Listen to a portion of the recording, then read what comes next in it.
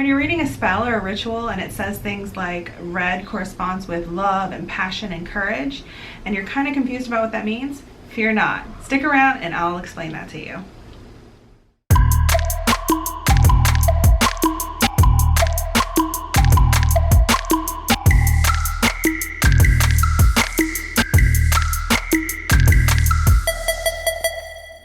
Hi everybody, welcome back to another video by Pan Society. I'm Cherie, and today I want to talk about correspondences, aspects, and associations. If you hear a little bit of rumbling, I'm outside and a thunderstorm is coming in and I'm loving it. There's like an electricity in the air, and we have not had any rain for a while, so it's been kind of dry, so we desperately need this. But I feel this like cleansing energy coming on, especially right now since we're still going through the retrograde. I could definitely use a little bit of coolness and cleansing, and a little bit of rain would just help. It would just liven my spirit a little bit. So I'm kind of excited for what's going on. But anyway, so let's talk about correspondences, aspects, and associations. The terms are kind of closely linked, but they are different in certain ways. So aspects are attributes or characteristics of something. Correspondences and associations are kind of closer because they're how they associate with each other or interact or compare or are similar. So like if we say something like moon is feminine, water, purifying, those are aspects of the moon. Saying it's a feminine energy, saying it's purifying, saying you know, if you're talking about planets and you say they're strong planets or war planets or certain celestial bodies or other things, when you're giving them a masculine or a feminine energy, that is aspects of those planets or objects. It's with objects as well, or anything. When you say things like you're setting an altar and the ritual that you're reading or whatever, or you're doing it yourself, says something like, and even I've said it, so this is why it comes up, because it was a question. When they say, oh, put things on it that correspond with the sun. And when I say the sun, what do you associate with that? Yellows, reds, oranges, those are correspondences.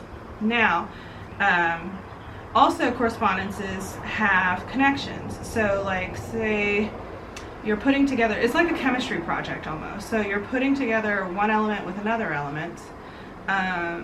So if I say we're doing a love spell, we're going to pick corresponding items to put together. So what herbs do you associate with love? You would associate roses, maybe lavender, that kind of thing. And then what other correspondences do roses have? There's the color red, the colors pink, yellow, and then you would correspond that with what timing that you're doing this love spell, right?